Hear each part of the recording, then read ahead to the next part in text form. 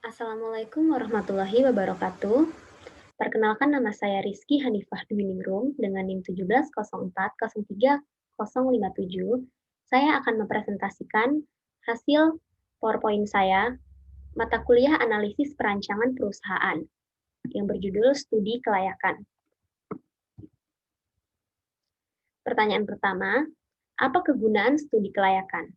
Nah, kita perlu tahu apakah itu pengertian dari studi kelayakan. Studi kelayakan adalah kajian yang dilihat dari berbagai segi aspek, baik aspek legalitas, aspek teknis, pemasaran, sosial ekonomi, maupun manajemen dan keuangan. Dan hasilnya digunakan untuk mengambil keputusan suatu proyek dijalankan, ditunda, atau tidak dijalankan. Kegunaannya, yang pertama memudahkan pelaksanaan kegiatan, yang kedua, memudahkan perencanaan, pengendalian, dan pengawasan. Dan yang terakhir, menghindari resiko kerugian. Pertanyaan nomor 2, apa perbedaan studi kelayakan bisnis dengan studi kelayakan proyek? Nah, studi kelayakan bisnis merupakan suatu penelitian yang tentang berbagai aspek, meliputi aspek hukum, sosial ekonomi, dan budaya, aspek pasar dan pemasaran, aspek teknis, serta teknologi, hingga aspek manajemen dan keuangannya, yang semuanya digunakan sebagai penelitian studi kelayakan dan hasil penelitian tersebut digunakan untuk mengambil sebuah keputusan, apakah bisnis ini dapat dikerjakan, ditunda, atau dihentikan. Sedangkan studi kelayakan proyek merupakan penelitian tentang bisa atau tidak bisanya suatu proyek, seperti proyek investasi, dilaksanakan dengan berhasil.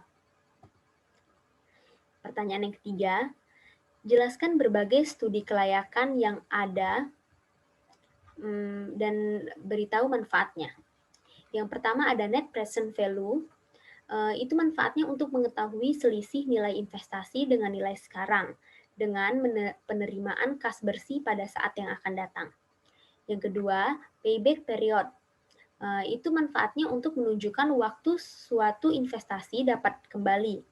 Yang ketiga, profitability index. Itu manfaatnya untuk membandingkan antara penerimaan kas bersih pada masa yang akan datang dengan nilai investasi sekarang. Dan yang terakhir, internal rate of return. Itu manfaatnya untuk diidentifikasi sebagai tingkat bunga yang akan dijadikan jumlah nilai sekarang dari proses yang diharapkan akan diterima dengan jumlah nilai sekarang dari pengeluaran modal. Pertanyaan yang keempat, jelaskan aspek-aspek dalam studi kelayakan. Ada beberapa aspek dalam studi kelayakan. Yang pertama yaitu aspek hukum atau legalitas. Hal ini menyangkut pada semua hal yang berhubungan dengan legalitas dalam mendirikan suatu perusahaan. Yang kedua, aspek ekonomi dan budaya. Ini menganalisis dampak yang diakibatkan oleh perusahaan pada kondisi tertentu. Yang ketiga, aspek pasar dan manajemen. Ini akan menjawab apakah produk yang dihasilkan memiliki peluang pasar. Yang keempat, aspek manajemen. Berkaitan erat dengan operasional perusahaan, baik itu pembangunan atau pengembangan. Dan yang terakhir, aspek keuangan. Meliputi proses penganggaran.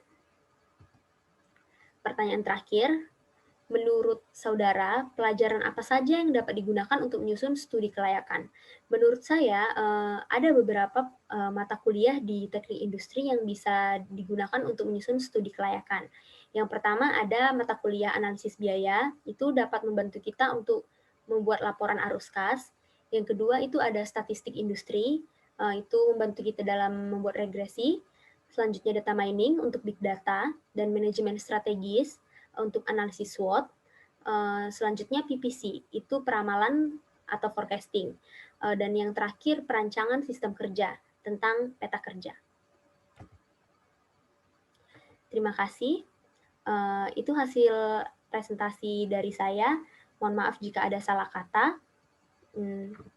Selamat siang.